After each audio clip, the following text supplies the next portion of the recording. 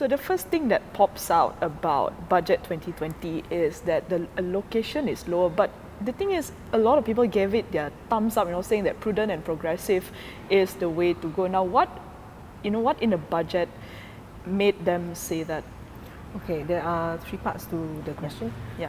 First, on the year-on-year allocation, you must remember that last year it was a special year. There was the 37 billion excess taxes Yep. owed by the previous administration that needed money. So there we have the extra 30 billion special dividends from Petronas. So that actually made the government revenue higher. So if you take that part out, government revenue is actually higher by about 4-5% this year.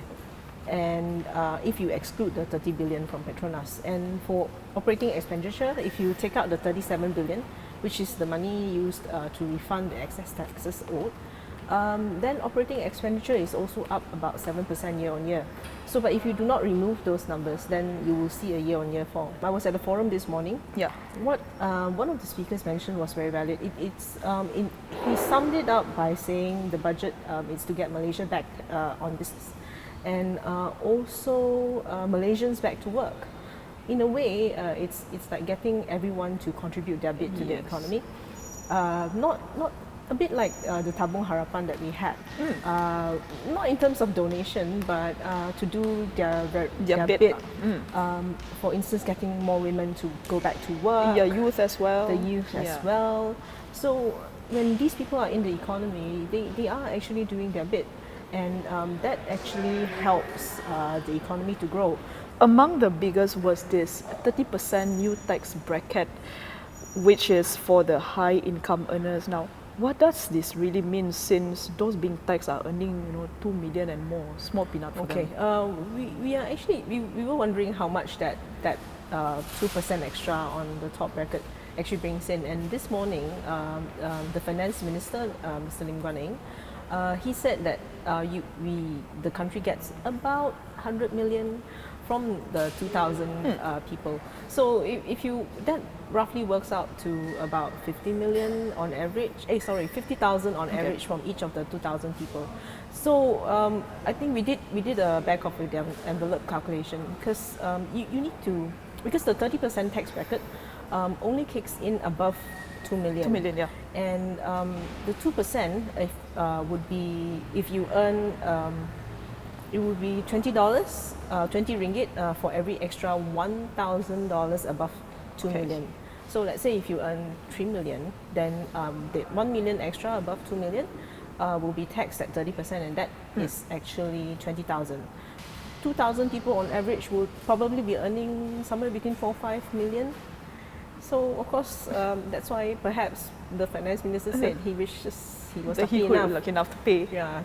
Of course, the counter argument is that perhaps there should be more enforcement for the people who are not already in the tax bracket. Of course, then there will be the little people like you and me, where our taxes are deducted every month. Correct. So, the reason why there's this 2% bump is because our government really wants to increase, our revenue.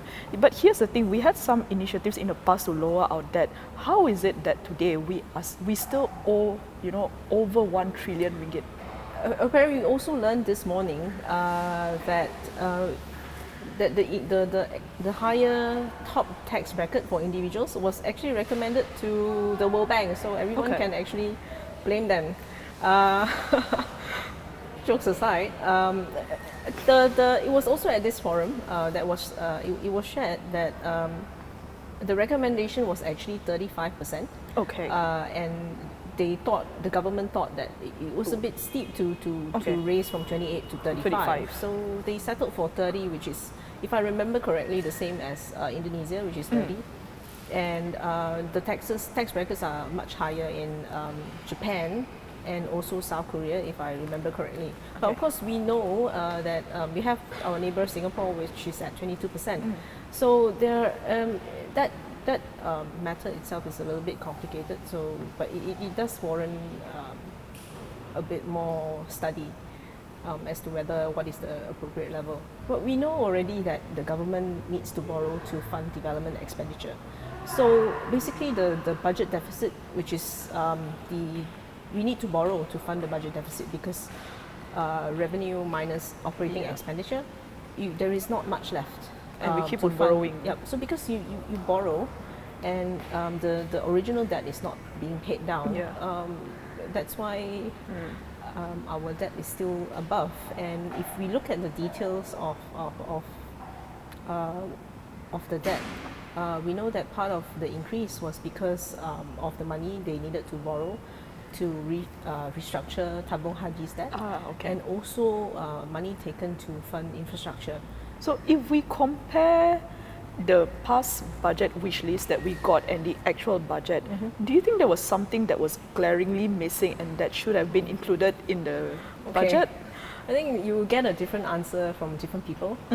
So since we are on taxes, I guess there were some people always wish for a reduction in taxes. But without the government expanding their revenue base, it's very hard for us to actually reduce either corporate taxes or reduce personal income tax. And you actually saw the increase at the very top. So it's not a simple process, and the government knows they are working on expanding the revenue base, and once that money comes in, they are already starting with the digital services tax. But that area itself, it's a big area, and it needs to be worked at, and it's being worked at globally, so it's not simple. For more on the stories, pick up a copy of The Age Weekly at all good newsstands.